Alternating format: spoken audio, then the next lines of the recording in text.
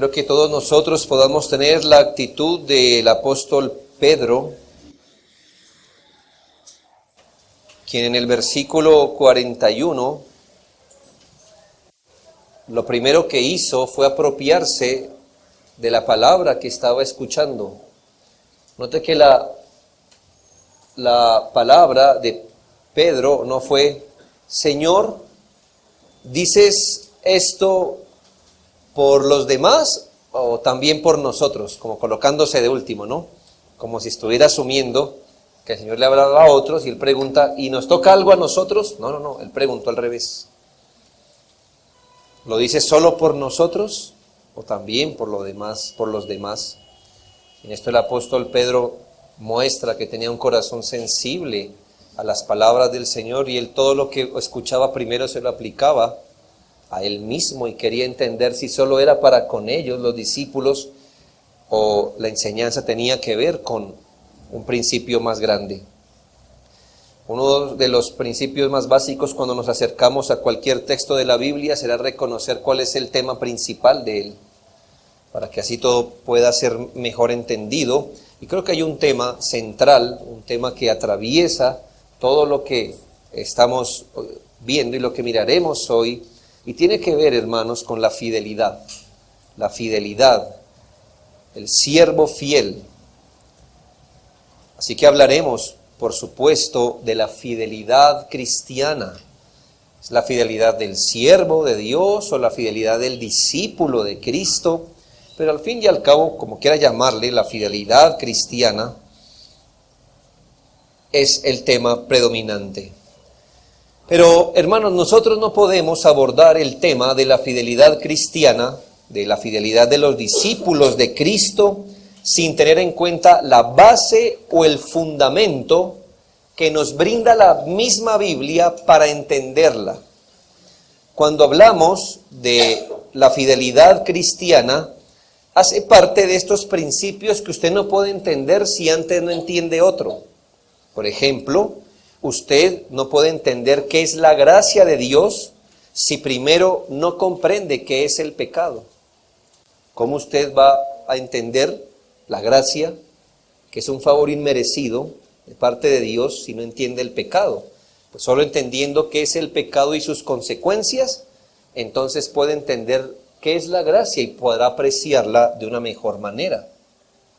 También, otro ejemplo es que usted no podrá entender la doctrina de la membresía en una iglesia si primero no capta la doctrina del lugar central de la iglesia en los propósitos de Dios. Si usted es ajeno a cuál es el propósito de la iglesia en el plan de Dios, a usted el asunto de membresía le va a parecer como es un invento de esta iglesia. Solo si usted entiende cuál es el papel de la iglesia en los propósitos de Dios, la membresía le da sentido. Así, hermanos, no podremos entender la fidelidad del cristiano, o la fidelidad cristiana, o la fidelidad del discípulo de Cristo, a menos que entendamos la fidelidad de Dios, ya que es debido, y así nos enseña a razonar la Biblia, es debido a que el Señor es fiel a su pacto, que los cristianos mostramos similar respuesta al Señor. Así que yo pudiera decirles todas las cosas que tienen que ver con la fidelidad cristiana, pero la Biblia nos enseña a razonar desde la fidelidad suya, porque solo entendiendo su fidelidad, entonces nosotros vamos a mirar por qué y la pertinencia de la fidelidad al Señor. Con la fidelidad de Dios podemos establecer el mismo principio de entendimiento que existe con el amor de Dios. Primera de Juan 4:19 dice: nosotros le amamos a Él porque Él nos amó primero. Así que usted no puede entender cómo es que usted y por qué usted y cómo es que debe amar al Señor si primero no entiende el amor de Él derramado sobre su pueblo. En la medida que usted entiende cómo y por qué el amor de Dios ha sido derramado en los creyentes, es que usted le haya sentido por qué deberíamos amar a Dios. Por eso dice que nuestro amor a Él Es solo la respuesta que damos al hecho que Él primero nos amó. Apliquemos este mismo principio a la fidelidad de Dios o a la fidelidad cristiana, porque así razona la Biblia. En otras palabras, si nosotros somos fieles a Dios, o si debemos ser fieles a Dios, es por algo previo que ha ocurrido, y es que Él es fiel hacia su pueblo. Solo en virtud que Él es fiel a su pueblo, es que nosotros somos estimulados, y eso de ser fieles a Cristo nos da sentido. El amor de Dios, como su fidelidad, viene a expresarse en esa estructura de pacto que el Señor ha querido establecer con su pueblo. Estamos hablando de ese pacto de salvación, esa estructura en la cual Dios trata a su pueblo. Dios ha querido en este pacto obrar unilateralmente a favor de redimir de entre la raza humana caída en pecado a los elegidos. ¿Por qué unilateralmente, hermanos? Porque este pacto fue ideado en la eternidad, quiere decir que todavía la gente no existía. Y entonces no fue que Él pidió un consenso para ver qué iba a hacer con los pecadores, sino que previamente y unilateralmente Él eligió salvarlos a través de Cristo, a un grupo elegido. Entonces note en este sentido que la fidelidad de Dios se expresa en ese pacto de Dios de no solamente darles a Cristo como Salvador, sino de completar los requerimientos de su propia justicia, ofreciéndoles a ellos la obra de la salvación, pero otorgándoles todas las cosas necesarias para que puedan responder a las condiciones de éste. En otras palabras, hermanos, la fidelidad de Dios se muestra en ¿qué? No solo en planear salvar un pueblo, sino en proveer todo lo necesario para que ese pueblo que Él ha planeado salvar sea salvo. Eso quiere decir que en esa estructura de pacto, Dios planeó salvar a su pueblo en Cristo. Y entonces en su fidelidad a su pacto, ¿qué hace? Pues les da a Cristo.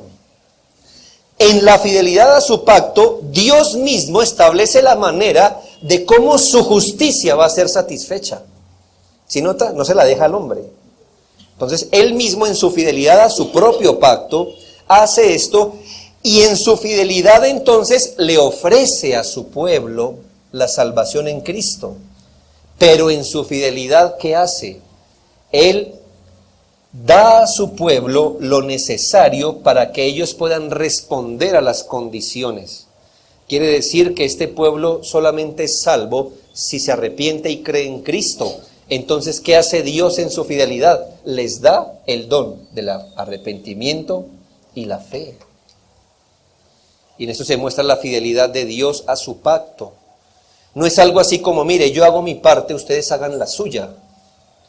Sino que Él hace esta obra, pero Él hace una obra completa. Él mismo planeó una obra, una estructura, esa estructura de pacto de salvación, donde Él provee el mediador, provee la satisfacción a su justicia, pero les provee a ese pueblo lo necesario para que ellos se arrepientan y crean en Cristo. ¿Y esto por qué lo hace, hermanos? Por fidelidad a su pacto. Porque Él es fiel a lo que prometió hacer.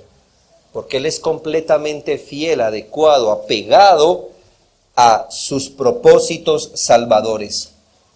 La salvación del pecador requería la completa satisfacción de la justicia divina. Además, la dispensación de gracia a los pecadores, y esto el Señor lo consumó en Cristo. Pero dicha obra, que solo puede ser recibida por la fe en Cristo y en arrepentimiento para con Dios, fue también suplida. Es, por así decirlo, Dios que establece las condiciones en las que el hombre se va a beneficiar del pacto, también le da al hombre la capacidad de responder a esas condiciones. Y esto lo hace, hermanos, no en virtud de lo que somos nosotros, porque nosotros no merecemos tal cosa. Él lo hace por fidelidad a lo que Él prometió, fidelidad a su propio pacto, fidelidad a sus propias promesas. El pacto asegura que los incluidos allí recibirán de Dios lo suficiente para que se apropien de los beneficios. Así que, ¿por qué usted creyó? Porque el Señor le concedió arrepentimiento y fe. ¿Y por qué Él lo hizo? ¿Porque usted lo merecía? No, es porque Él es fiel a su pacto. ¿Por qué Él dio a Cristo? ¿Porque lo merecíamos? ¿O usted acaso qué hizo para merecer a Cristo? No, Él lo hizo por cumplimiento de su propio pacto. Hermanos, aún la perseverancia con que perseveramos hoy y perseveraremos hasta el último día, es un don de Dios, porque en nuestra Biblia está escrito que Él es quien produce en nosotros el querer como el hacer, ¿de acuerdo a qué? A su voluntad, no a lo que merecemos nosotros. Y entonces cada cosa que Él nos da en nuestra vida, para que nosotros no solamente hayamos creído en Cristo, sino continuemos creyendo y perseveremos hasta el día final, lo hace en virtud de fidelidad ¿a qué, hermanos? A su pacto, a sus promesas, a su nombre, que Él ha puesto como garantía para el cumplimiento. Así es que, hermanos, no es que nuestro amor provocó el amor de Dios sobre nosotros. No fue que Dios nos ama a nosotros porque nosotros le amamos primero. No, al revés, dice la Biblia. No fue nuestra disposición hacia Dios que hizo que Dios estuviera dispuesto a nosotros. No fue el arrepentimiento y la fe la que provocó la salvación. Todo es al revés. El amor previo de Dios provocó nuestro amor hacia Él. Gracias a la disposición que Él tuvo de salvarnos, es que nos concedió el don de arrepentimiento y fe, es decir, nos concedió estar dispuestos a Él. Y en el caso de la fidelidad de Dios, es por su fidelidad al pacto que los creyentes llegamos a ser fieles a Él. La fidelidad, hermanos, se halla en el núcleo mismo de la relación de pacto. ¿Por qué Dios tiene un pueblo fiel? Porque Él es fiel y ha obrado lo necesario para que su pueblo le sea fiel. Si Él no velara las condiciones de su pacto sobre nosotros, el mismo día que prometimos fidelidad a Cristo, ese mismo día le hubiésemos sido infieles.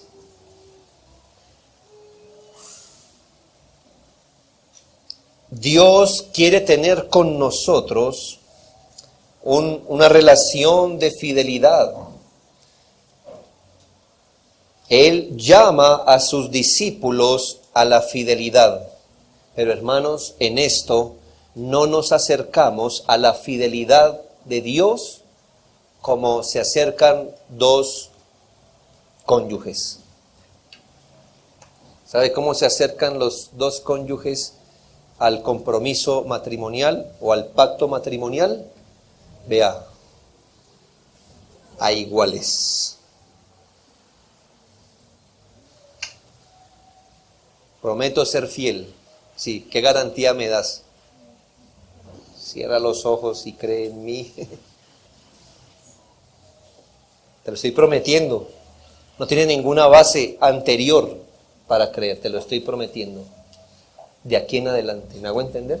¿O qué le va a mostrar? ¿Qué fidelidad? Pues no ha habido convivencia, ¿verdad? Y el otro, ¿qué promete? Lo mismo. Cuando llegamos a la fidelidad de Dios, Dios nos dice, séame fiel, y uno dice, ¿qué garantía me das? Todo mi pacto. Todo lo que ya he hecho en Cristo para su salvación. Yo ya he obrado previamente. He empeñado mi nombre, mi Hijo, mi gloria, el Evangelio. Por eso cuando venimos a Él, a ser uno con Él, entonces nuestra fidelidad hacia Él no nace del vacío. Solo tiene sentido en la medida que Él ya ha sido fiel. y se comprometió a ser fiel con su pueblo, y lo ha sido. Así que no entramos con la incertidumbre de ¿será que Él? No. La fidelidad nuestra tiene sentido porque Él previamente ha mostrado que es fiel. Los términos bíblicos usados para hablar de fidelidad siempre transmiten la idea de firmeza, estabilidad o fijeza. Es decir que Dios es fiel significa que Él es firme, que Él es estable, que Él no fluctúa, que Él es fijo. Ahora, Hebreos 2:17 es muy consecuente. Bueno, Hebreos 2 y Hebreos 3 es muy consecuente para mostrarnos la línea de cómo es que se desprende nuestra fidelidad partiendo de la fidelidad de Dios.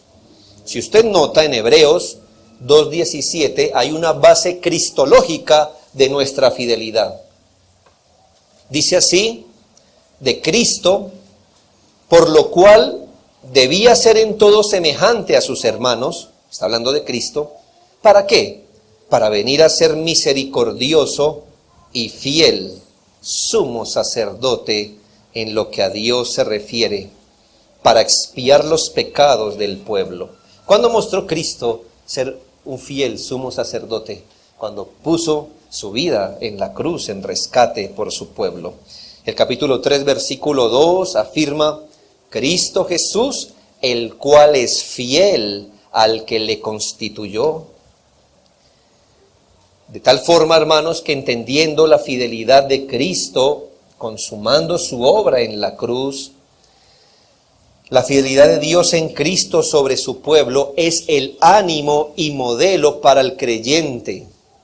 De manera que contemplando la fidelidad de Dios en Cristo, el creyente se vea estimulado y le sea natural responder en fidelidad, no al que lo está invitando a confiar en Él sin antecedentes, sino al que lo está llamando a confiar en Él por la obra que ya hizo. Por eso el versículo 5 y 6, Hebreos 3, 5 y 6. Y Moisés a la verdad fue fiel en toda la casa de Dios como siervo para testimonio de lo que se iba a decir. Pero Cristo fue fiel como hijo sobre su casa, la cual somos nosotros. Y mire la fidelidad de donde se desprende. Si retenemos firme hasta el fin la confianza y el gloriarnos en la esperanza. Es sólo después de considerar la fidelidad de Dios en Cristo que se exhorta a la fidelidad. La fidelidad pactual de Dios es la base sobre la que nosotros ahora entendemos nuestra fidelidad. Esto es bueno saberlo, hermanos. Y se lo digo, hermanos, porque no podemos pretender ser fieles como cristianos solo a la luz de la responsabilidad que tenemos de ser fieles. Es que asumo que si no entendemos la fidelidad de Dios en Cristo, lo nuestro va a resultar en simple moralismo cristiano o en el simple cumplimiento de ciertas responsabilidades externas. Algo así como que ya que Dios hizo eso, a mí me toca hacer tal cosa. Hermanos, pero amarrando nuestro pensamiento a la verdad de que Dios es fiel en Cristo, a su pacto, entonces nuestra respuesta de fidelidad a Él no solo será la consecuencia necesaria, sino que será un deleite para nosotros ser ese tipo de siervo fiel. Así que déjeme presentarle qué es la fidelidad cristiana en primera medida. ¿Qué es la fidelidad cristiana? Puede ser definida como la respuesta humilde y leal del creyente a la fidelidad de Dios mostrada en su pacto salvador. ¿Qué es la fidelidad cristiana? Puede ser definida como la respuesta humilde y leal del creyente a la fidelidad de Dios mostrada en su pacto salvador. Nuestra fidelidad cristiana es una mera respuesta a lo que Él ya hizo. Es una respuesta, la respuesta humilde y leal a lo que Dios ya mostró en Cristo. Esta definición nos permite ver que los creyentes No estamos andando la vida cristiana como una acumulación de obras pagando el favor de la salvación. Tal vez con ese pensamiento de que ya que Cristo hizo todo, nosotros debemos pagarle con fidelidad. Este concepto es completamente ajeno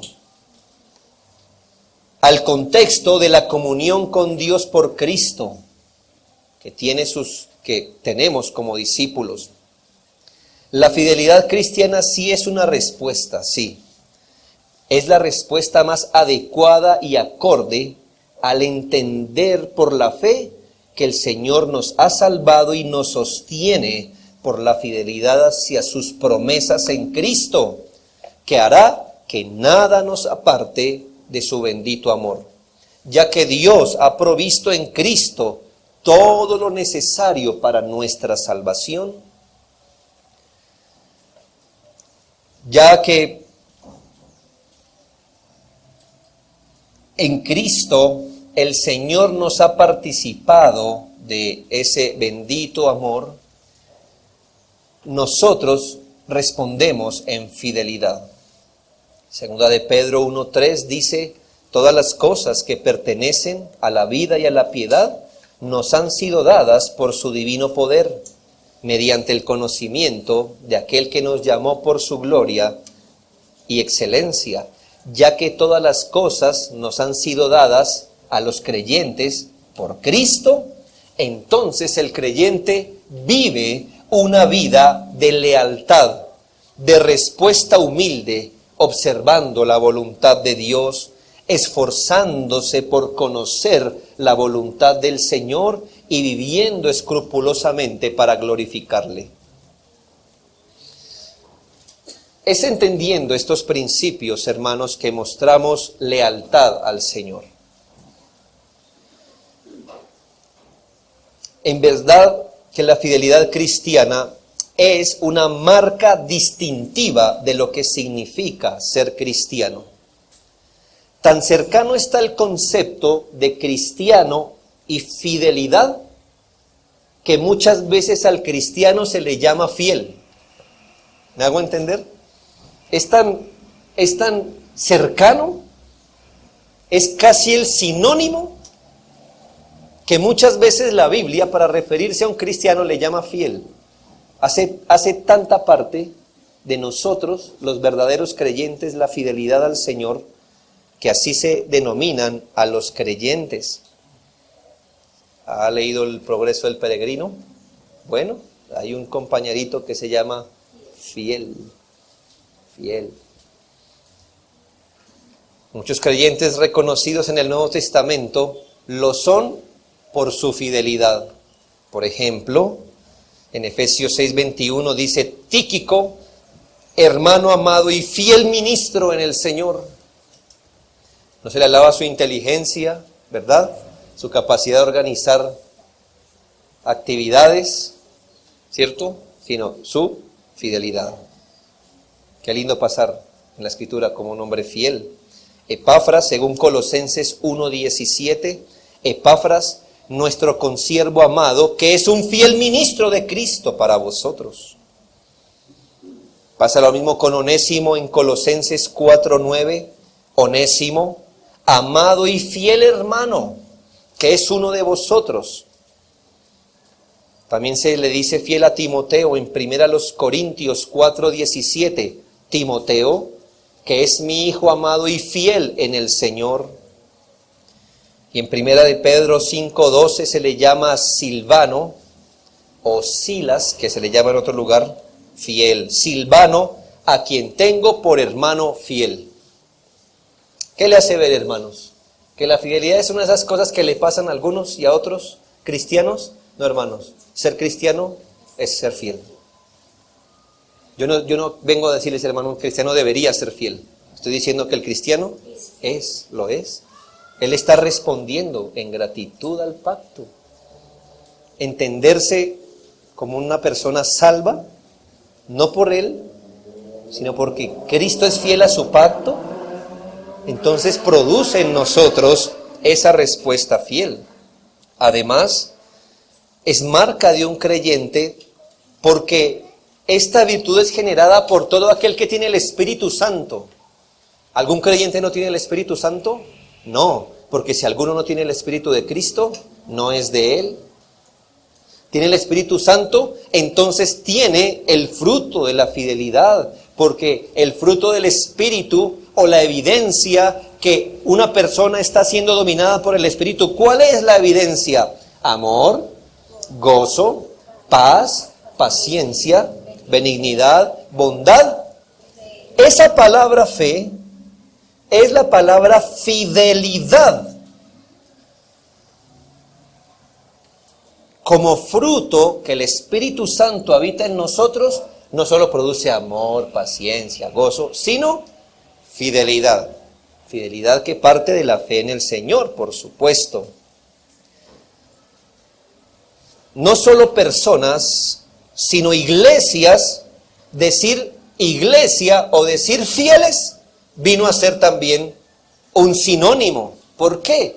Porque si hay una característica que distinga al cristiano y a la iglesia, es que es fiel al Señor, que responde en lealtad al Señor.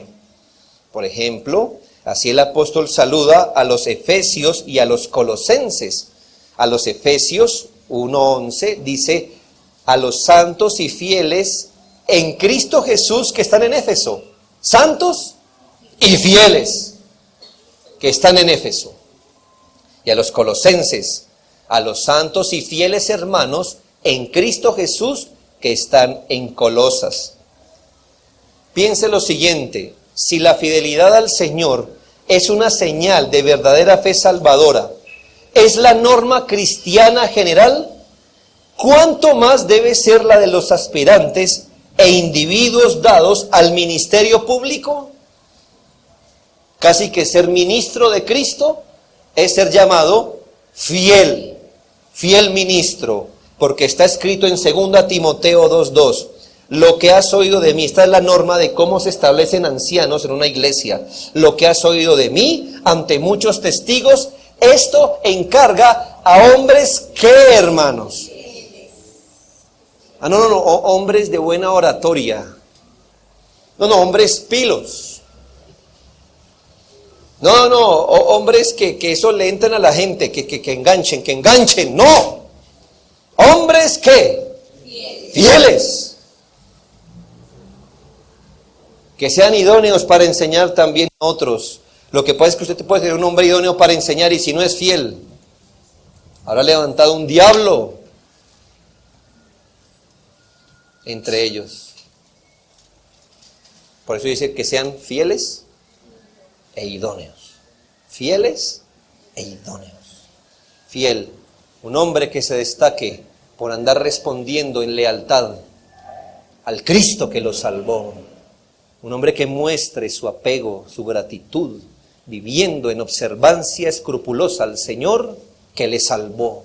Él no está viviendo para acumular buenas obras, está acumulando para responder a las obras de Cristo, previamente hechas por Él.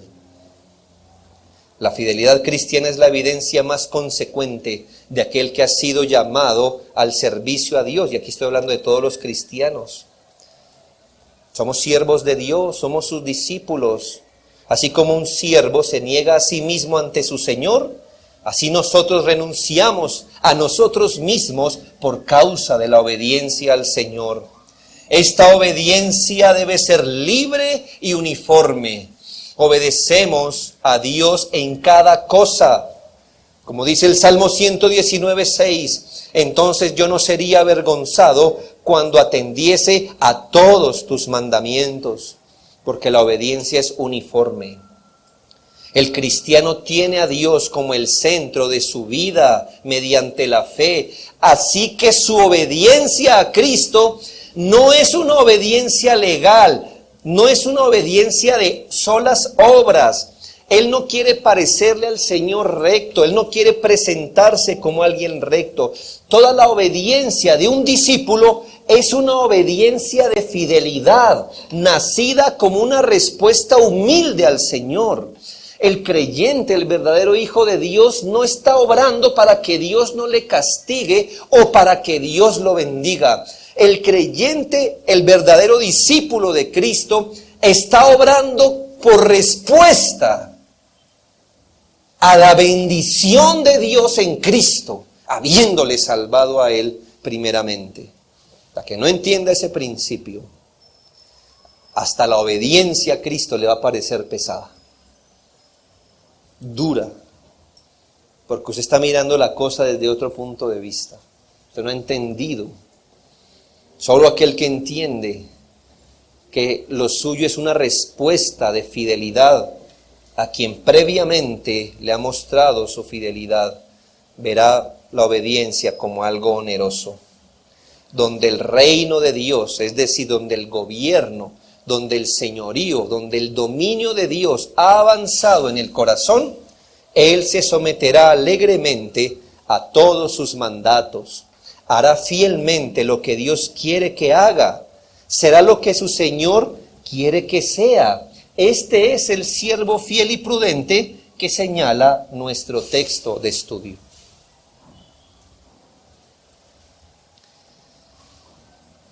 Segundo, ¿qué características tiene la fidelidad cristiana? ¿Qué características tiene la fidelidad cristiana? En nuestra parábola, el Señor contrasta el siervo fiel y prudente. Aquí prudente tiene la connotación como de entendido o sabio. ¿Sí? A veces prudencia para nosotros es otra cosa, ¿no? Como cautela. No, prudencia generalmente para los proverbios y para el contexto de la Biblia, prudencia significa ser entendido o ser sabio en la manera de aplicar los principios. En la parábola, el Señor Jesús contrasta al siervo fiel y prudente y al siervo infiel. Es decir, hermanos, si usted lee el texto, ¿cuál es lo opuesto a ser un siervo prudente y fiel o sabio? Ser infiel. Ser infiel. El uno conoce la voluntad de su Señor y se preparó e hizo todo conforme a la voluntad de su amo. Y en eso mostró fidelidad. ¿En qué? Conocer la voluntad de su Señor y hacerla. El otro nos marca dos opciones, sea que la conociera o la desconociera, el fin fue el mismo. No se preparó y no hizo conforme a la voluntad de su Señor. Por eso este cuadro que el Señor presenta nos sirve para mostrar algunas de las características de la fidelidad cristiana. La primera característica de la fidelidad cristiana es que empieza en el corazón, no en los actos, en el corazón. El discípulo fiel, el siervo fiel, el cristiano fiel, es fiel porque su fidelidad primeramente empieza en su corazón. El versículo 45, tomando esta palabra como punto de partida, dice: mas si aquel siervo dijera en su corazón. ¿Sí ve cómo empezó a ser infiel este hombre? Miró el asunto y dijo en su corazón: mi Señor tarda en venir. ¿Sí ve? En su corazón. Así que principalmente uno es fiel al Señor en su corazón. Podemos entonces, por vía de contraste, asegurar que tanto la fidelidad cristiana como la infidelidad son asuntos que empiezan en el alma, precisamente donde uno sirve o no sirve al Señor. Esto pone nuestro discipulado en otro nivel, ¿sabe? Porque usted pudo haber traído su cuerpo aquí y no estar respondiendo humildemente al pacto de Dios aquí. Y entonces yo le pregunto, ¿es un siervo fiel haciendo eso? No. Porque uno primero es fiel en su corazón. En su corazón. Es lo que la Biblia llama el servicio a Dios en el Espíritu. Filipenses 3:3. Porque nosotros somos la circuncisión, los que en espíritu servimos a Dios. Los que en espíritu servimos a Dios. Nosotros, antes de congregarnos físicamente, estamos congregados espiritualmente. Así que si piensa que es un siervo fiel por tener su cuerpo aquí, no. Si está congregado espiritualmente primero, porque somos los que en espíritu servimos a Dios, dice la Biblia. Esto pone la situación a otro nivel, donde lo primero no son los actos de obediencia, sino la conformidad de corazón al Señor y a su voluntad. La diferencia entre ambos siervos era que uno era siervo desde su alma y el otro solo pretendía hacerlo desde sus actos. Ambos estaban en labores. Parece que mientras estuvo el amo con ellos, parecían igual, parecían siervos. Pero uno solo de ellos era siervo desde su alma. El Señor no solo ha dado un nuevo corazón, sino su espíritu a sus hijos. Nos ha dado humildad, ha tratado con nuestra voluntad, la ha subyugado, la ha subordinado, y por eso somos siervos de Dios. Siervos de corazón, porque en espíritu servimos a Dios. La segunda característica de la fidelidad cristiana es que termina o culmina en actos acordes. ¿Dónde empieza la fidelidad? En el corazón. ¿Dónde culmina? En actos acordes. ¿Acordes a qué? Pues acordes a la fidelidad del corazón. Usted no puede decir soy fiel, pero resulto con actos infieles. No, de hecho, si le salen actos infieles, es porque de eso está lleno el corazón. ¿Qué le sale? Como diría un amigo mío, ¿qué le sale si usted oprime la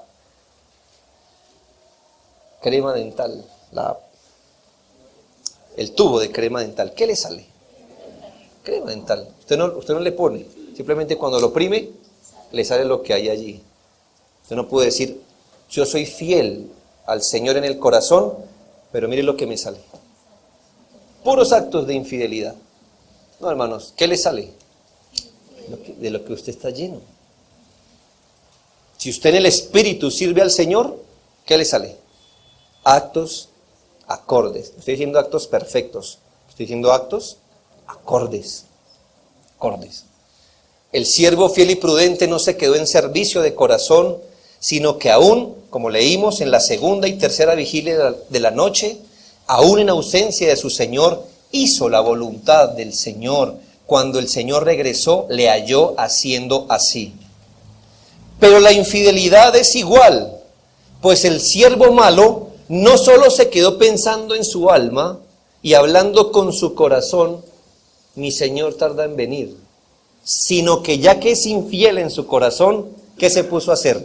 A maltratar a sus consiervos y a emborracharse y comer.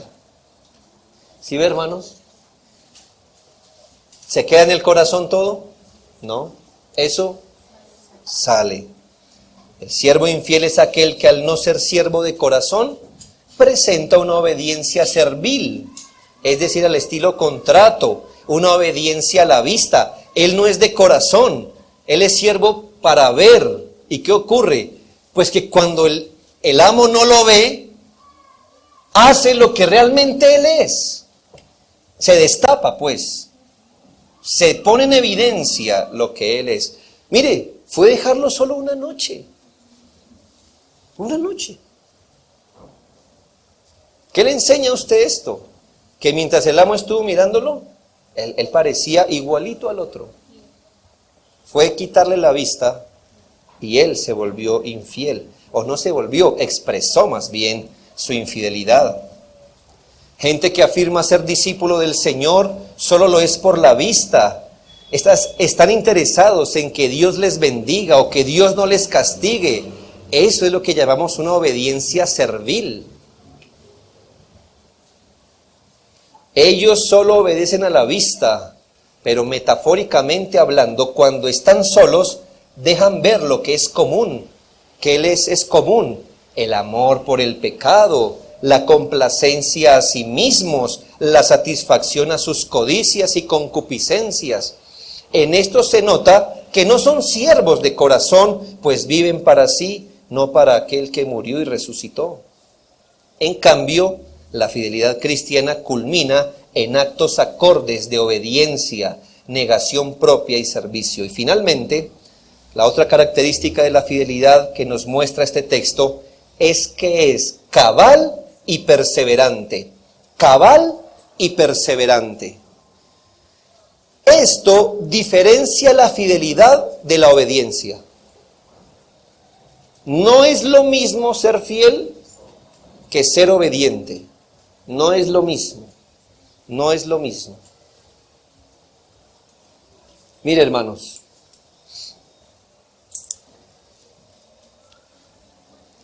Déjenme dar un ejemplo débil quizás.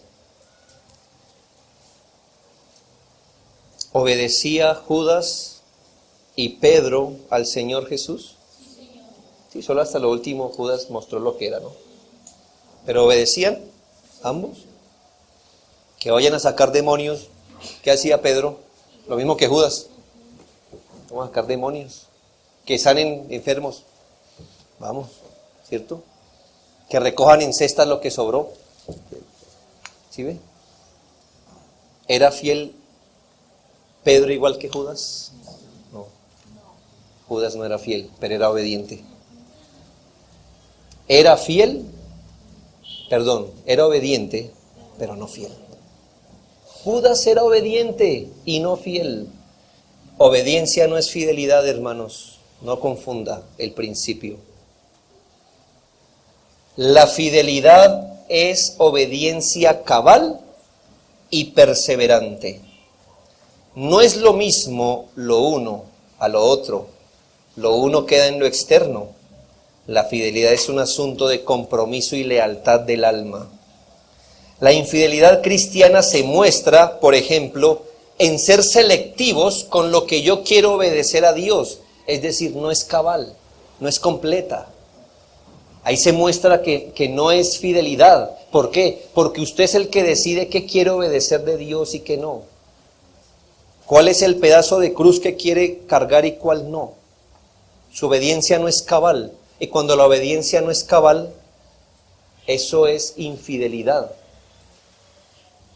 Aquellos discípulos, entre comillas, que ellos mismos ponen los límites de su obediencia, sirven solo en los asuntos que quieren, solo en lo que les es cómodo o conveniente. Los demás asuntos los relega. Imagínese usted contratar un siervo. Trasladémonos a la época de la servidumbre. Usted contrata a un siervo, usted le dice, mire, sus oficios son esto, ay, a mí, la loza a mí no me gusta lavarla. No, eso sí, no. Yo todo le hago menos eso. Pues que las manos, ya sabe. Es tonto, ¿verdad? A usted les da risa, y no le da risa. ¿Por qué? Porque es una contradicción. Hermanos, pero hay creyentes así con el Señor. ¿Cierto? Son cristianos hasta el próximo compromiso, el día del Señor. ¿Sí? Porque ellos todavía mandan en el domingo. Ellos. ¿Sí? Ellos. Mandan en todo. Entonces, Señor, esto sí, pero hasta ahí. Hasta ahí. Eso sí, eso es ser infiel, hermanos. Pero el versículo 45 de la parábola nos deja ver que el Señor tardaba en venir, lo que nos muestra que por un tiempo, aún en la espera, parecía un siervo. Pero ¿en qué mostró que era infiel? En que con el tiempo dejó su servicio, entonces no era perseverante. Cabal y perseverante, dije. Por un tiempo, mientras el amo llegaba, pero cuando dijo, mi Señor tarda. Así que, ¿qué le hizo el tiempo a su corazón? Le empezó a oprimir el tubito de su corazón. Por un tiempo, mientras el producto llegaba a la boquita, no parecía, ¿verdad? Parecía un siervo fiel. Pero cuando el Señor tardó en venir, ¿qué pasó? El tiempo reveló su infidelidad. Hermanos, aprende ese principio. Obediencia no es fidelidad. Fidelidad es más grande. La fidelidad es cabal, pero perseverante. ¿Sabe qué va a pasar, hermanos?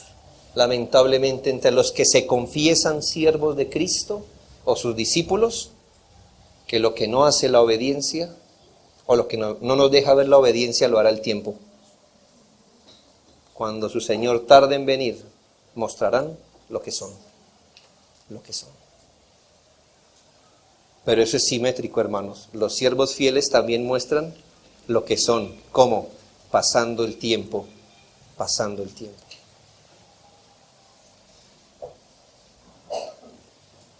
La fidelidad es perseverante, de tal forma que si el Señor viniera hoy, o en 5 años, o en 20, nos hallaría haciendo así. Así. Por eso a la obediencia humilde y perseverante le llamamos fidelidad. Lo demás entra en el rango de lo externo, de lo temporal y parcial. Así como un cónyuge no es fiel por honrar sus votos 9 de cada 10 tentaciones, sino 10 de cada 10. Así el siervo fiel de Cristo se conoce por su obediencia cabal y perseverante.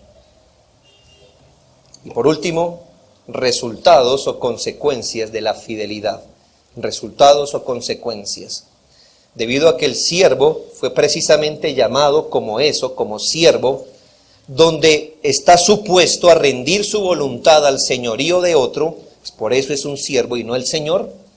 Entonces, hermanos, dará cuenta de sus actuaciones. El siervo no es un agente libre, sin responsabilidades, ni está obrando solo en relación consigo mismo. Quizá haya gente que obre en relación solo consigo mismo, pero no un siervo. El siervo siempre está obrando en relación con su Señor. Al venir a ser siervos, entonces se deben a Él, al Señor, y sus actuaciones tendrán consecuencias. Podemos afirmar que la servidumbre tiene resultados simétricos, justos y con consideraciones adecuadas. La servidumbre tiene resultados simétricos, justos y con consideraciones adecuadas. Es un principio muy claro cada vez que vemos la manera como el Señor explicó el principio de la servidumbre. Por ejemplo, se habla en los versículos 43 y 44 de la parábola: bienaventurado aquel siervo al cual cuando su Señor venga, le halle haciendo así. En verdad os digo que le pondrá sobre todos sus bienes. Dije que la servidumbre tiene resultados simétricos, es decir, él fue fiel, simétricamente, ¿qué hizo su amo? Lo vindicó, ¿sí ve? O sea, el amo no dice, es fiel, azótenlo. No, es simétrico, es parejo. ¿Es fiel? Tiene una consecuencia pareja. Es justo. ¿Qué hubiera sido injusto para el siervo fiel? Ser castigado. Eso hubiera sido injusto. Pero ¿qué es justo? Se le dio bien por el bien que hizo. Y es con consideraciones adecuadas. ¿Por qué? Porque no fue un siervo que simplemente recogió una escoba y el Señor le dijo, le pondré como jefe sobre todo. No. Este hombre fue un hombre que mostró habilidad sostenida por mucho tiempo. Y a él, con las consideraciones justas, ¿cómo se le puso? En eminencia sobre todos los bienes del amo. Note que el siervo fiel fue promovido a responsabilidades mayores. Generalmente Dios le concede más al que más sirve. Este siervo es promovido no a ser amo, sino a más servicio. Así que si usted es de los que piensa, si yo soy un buen siervo fiel, mañana seré el amo, no ha entendido. Si usted es un siervo fiel, se le dará más servicio. ¿Es fiel? Prepárese, porque el Señor le va a dar más cosas por hacer. Nunca un siervo es promovido a amo. Nunca. En eso muestra su infidelidad, el que así piensa. Este siervo es promovido a más servicio, pero no es el gozo de él. Le dije que era siervo de corazón. Y entonces, ¿qué hace un siervo de corazón cuando el Señor le da más que hacer? ¡Qué bueno! Eso es lo que me gusta hacer. Más, qué bueno. Esa es su vida. No hay otra expectativa, no es que él no está suspirando ser el amo. Él es un siervo, esa es su vida. Y entre más servicio, más gloria. A estos siervos Dios pone más dones, más recursos, les concede más oportunidades y más gracia. El principio de 2 Timoteo 2:21 se vindica. Así que si alguno se limpia de estas cosas, será instrumento para honra, santificado, útil al Señor y dispuesto para toda buena obra. Qué interesante que el Señor, al que muestre servicio, lo hace aún más dispuesto a toda buena obra. Volviendo a la parábola, se nos dice en los versículos 47 y 48 de aquel siervo que, conociendo la voluntad de su Señor, no se preparó ni hizo conforme a su voluntad, recibirá muchos azotes. Mas el que sin conocerla hizo cosas dignas de azotes, será azotado poco. Eso es lo que llamamos como resultado simétrico. El siervo malo será arrojado a un castigo justo y proporcional de acuerdo al grado de conocimiento que tuvo. Pero usted note, tanto el siervo que, conociendo la voluntad del Señor, no hizo la voluntad de Dios, como el siervo que sin conocer la voluntad de Dios no hizo la voluntad de Dios, ¿qué ve que le pasó a ambos? Ambos castigados. ¿Por qué? Porque no hicieron la voluntad de Dios. De lo que desprendemos, ¿qué, hermanos? Que el desconocimiento de la voluntad de Dios no exime del castigo. Pero no hacer la voluntad de Dios conociéndola le expone a un castigo mayor. No conocerla y hacer lo malo ya le da un castigo. Pero conocerla y no hacerla le pone un castigo mayor. Por eso le dije que era con consideraciones. Eso significa que si usted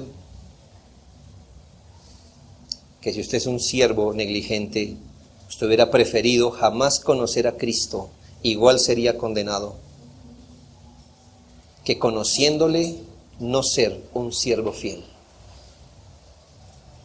Le va peor que eso.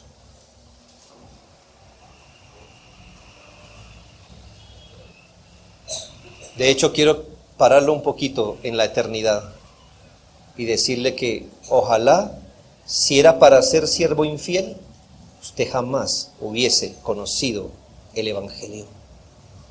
Si eso es lo que iba a hacer con su vida, igual se iba a condenar merecidamente por toda la eternidad, donde el gusano nunca muere y el fuego nunca se apaga, que estar aquí, conocer la voluntad de Dios y no hacer su voluntad. No ser un discípulo de Cristo es un mal grave, de inmensas proporciones y consecuencias eternas. Rehusar ser siervo de Cristo, vivir para sí, para sus propios asuntos, vivir en la carne, vivir para las lascivias, es malo, condena a los hombres, expone a los hombres a la condenación eterna. Pero el discípulo profesante, aquel que puso su mano en el arado y miró hacia atrás, aquel que se presentó como un discípulo, al que le fue revelada la voluntad de su Señor y aún así vivió para buscar sus cosas, satisfacer sus deseos, sus concupiscencias, vivió para cuidarse a sí mismo y sus intereses, vivió para el comer, beber, el cómo y dónde vivir, el pasear, el invertir solo para este mundo, recibirá muchos azotes, porque jugó con algo sumamente sagrado y es conocer la voluntad de Dios. Hipocresía e infidelidad son crímenes aún mayores que el homicidio. Hipocresía religiosa y la infidelidad al Señor son crímenes mayores, más que el homicidio. Porque no se dijo de un homicida que mejor le hubiera sido no haber nacido, sino de quién, de alguien que se confesó discípulo y fue infiel. El versículo 48, segunda parte, nos ofrece el principio por el que se recompensa al siervo, principio que recoge todo, porque a todo aquel a quien se haya dado mucho, mucho se le demandará, y al que mucho se le haya confiado, más se le pedirá. ¿Qué tanto ha recibido usted? ¿Qué tanto ha recibido? Se espera que usted corresponda con fidelidad de su parte. Temo decir que con menos luz muchos de ustedes servían más al Señor. Hoy con más luz se niegan a hacerlo de forma proporcional a la luz que hoy tienen. ¿No es este el crimen de infidelidad del que hemos hablado? ¿Acaso no le ha dado Dios más de su conocimiento? ¿No le ha dado Dios a usted más de su palabra? ¿No le ha brindado a usted beneficios que le ha negado a otros? ¿No le ha concedido a usted providencias singulares que le ponen en un entendimiento mayor? Mi pregunta es, si eso es verdad, ¿por qué no es fiel al Señor? ¿Por qué no es leal? Usted debe temer no ser siervo de Cristo, pero por favor, debe detenerse y arrepentirse si es un siervo infiel y desleal, si es un siervo malo, liviano, descuidado, que vive para cuidarse a usted mismo y sus intereses más que los de su Señor. Medite en esto, hermanos, por las repercusiones eternas. Los siervos fieles no somos perfectos. Somos fieles, no perfectos. Y cuando los siervos fieles fallamos, ¿qué dice el Señor? Si somos muertos con Él, también viviremos con Él. Si sufrimos, también reinaremos con Él. Si le negaremos, Él también nos negará. Si fuéramos infieles, Él permanece fiel. Él no puede negarse a sí mismo. Este llamado o esta palabra no es para los siervos infieles, es para los siervos fieles que tropezamos en la imperfección de nuestro servicio a Dios. Los siervos que son siervos de corazón, no somos perfectos, estamos bien lejos de serlo. Es más, el mejor de nosotros quizá pueda decir, he hecho lo que Dios me ha mandado. Bien, ¿cómo se llama su diploma?